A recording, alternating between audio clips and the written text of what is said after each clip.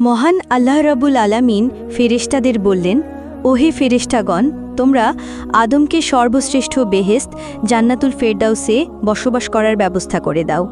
আল্লাহ রাব্বুল আলামিনের এই নির্দেশ পেয়ে ফেরেশতারা হজরত আদম আলাইহিস সালামকে জান্নাতুল ফেরদাউসে নিয়ে গেলেন।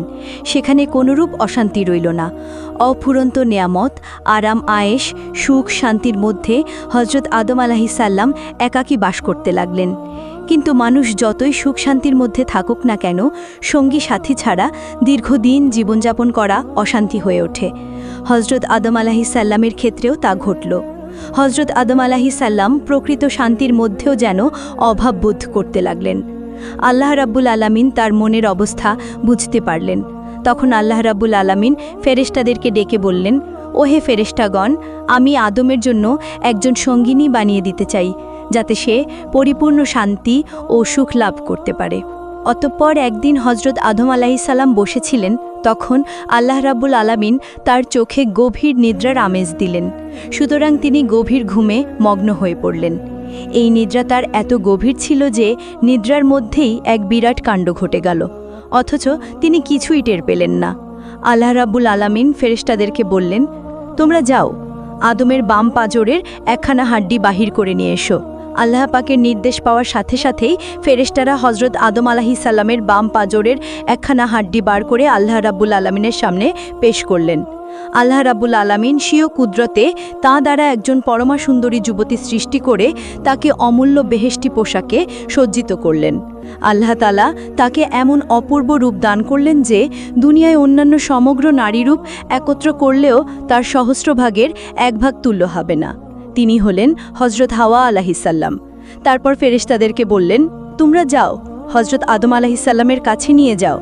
ফেরেশতারা এই আদেশ পাওয়ার সাথে সাথেই সেখানে নিয়ে গেল। অতঃপর কিছুক্ষণ পর হজরত আদম আলাইহিস সালামের নিদ্রাভঙ্গ হল। চোখ মেলে দেখলেন নিজের একান্ত পাশে এমন এক সুন্দরী রমণী বসে আছে।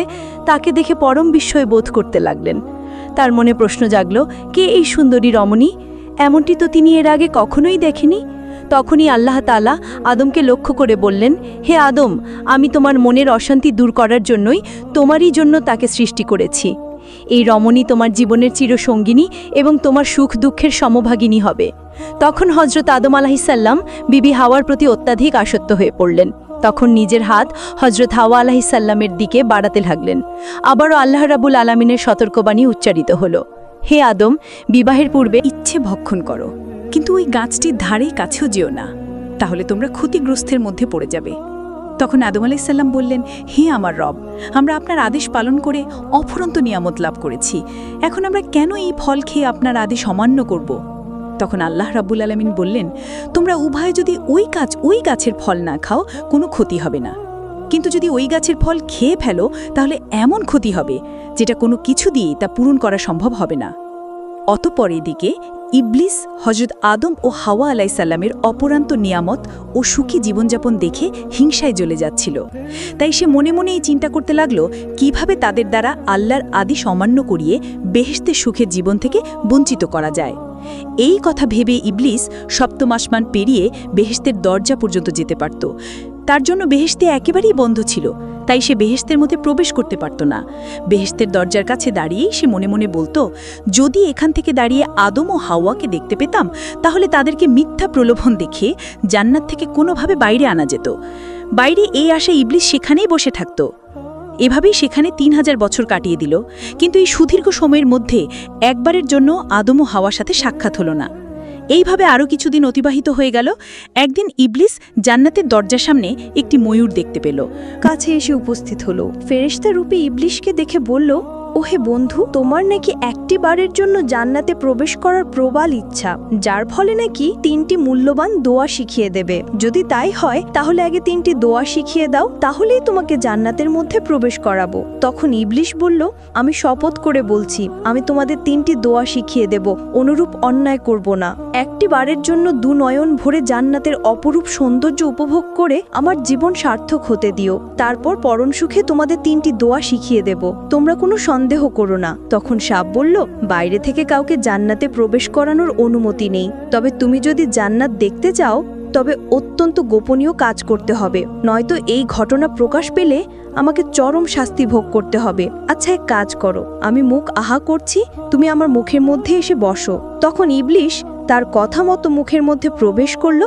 অতঃপর ময়ূর এসে সাপটিকে জান্নাতের ভিতরে সেই গন্ধম গাছের কাছে যেতে সাহায্য করলো। সাপটি শয়তান ইবলিশকে গন্ধম গাছের নিকটে নিয়ে গেল। শয়তান ইবলিশ খুব তাড়াতাড়ি তার মুখের ভেতর থেকে বার হয়ে এলো এবং ফেরেশতাদের রূপ ধারণ করে তাড়তে শুরু করলো।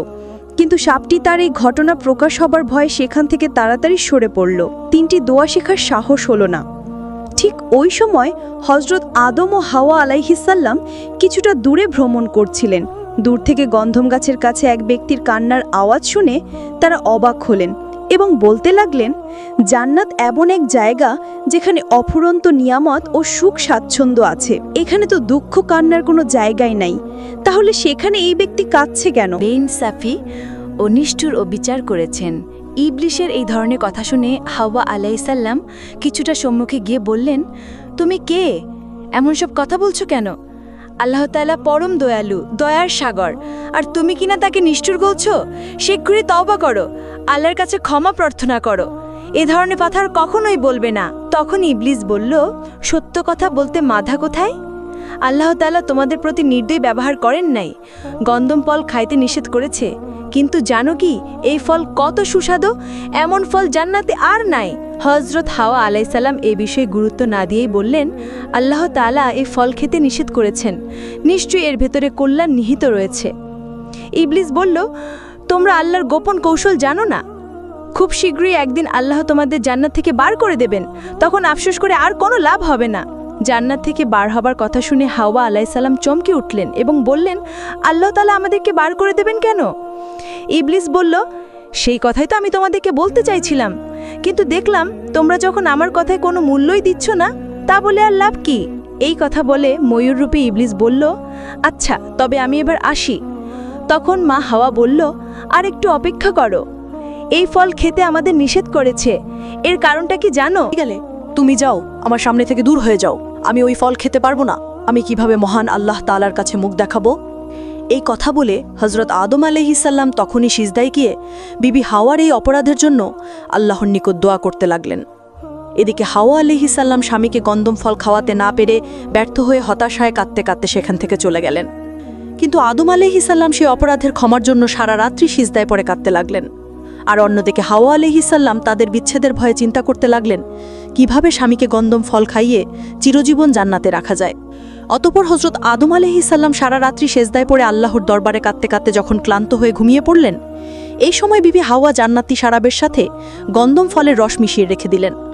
কিছুক্ষণ পর হযরত আদম আলাইহিসসালাম জেগে উঠলেন এবং সেই চিরাচরিত রীতি অনুযায়ী কোনো কথা জিজ্ঞাসা না করেই ওই শরবত পান করলেন এবং সঙ্গে সঙ্গেই তাহার মস্তক থেকে বেহেশতি শাহী তাজ উড়ে গেল। তার দেহ থেকে বস্ত্র ঝরে পড়ল। তখনই তিনি হাওয়া আলাইহিসসালামকে লক্ষ্য করে দেখলেন তারও বেহেশতির তাজ, জান্নাতি পোশাক সম্পূর্ণ সরে গিয়েছে। ঠিক তখনই আল্লাহর তরফ থেকে বজ্র কঠোর আওয়াজ আসলো, হে আদম ও হাওয়া, আমি কি তোমাদেরকে গন্ধম গাছের কাছে যেতে নিষেধ করিনি? আমি তো তোমাদের সাবধান করেছিলাম যে শয়তান তোমাদের প্রকাশ্য শত্রু, তার নিকট থেকে সতর্ক থাকবে। কিন্তু তোমরা আমার সুস্পষ্ট আদেশ অমান্য করে শয়তানের মিথ্যা প্রলোভনে পড়ে গন্ধম ফল খেয়ে ফেলেছ। সুতরাং এখন আর তোমরা পবিত্র জান্নাতে বাস করার যোগ্য নও। আদম ও হাওয়ার এই গুনাহের কথা জান্নাতের রক্ষক প্রহরী ও অন্যান্য ফেরেশতাদের মধ্যে ব্যাপক সমালোচিত হতে লাগল। এদিকে হযরত আদম আলাইহিসসালাম দিশাহারাভাবে এদিক ওদিক ঘুরে বেড়াতে লাগলেন। এমন সময় মহান আল্লাহ তরফ থেকে আবারও আওয়াজ আসলো, হে আদম ও হাওয়া, আমি তো তোমাদের পূর্বেই সতর্ক করেছিলাম, শয়তান তোমাদের প্রকাশ্য দুশমন, তার প্রতারণা থেকে সাবধান থাকবে। কিন্তু তোমরা এই মর্যাদা রক্ষা করতে পারলে না। অতএব তোমাদের শাস্তিস্বরূপ এই মুহূর্তে দুনিয়াতে নিক্ষেপ করা হবে।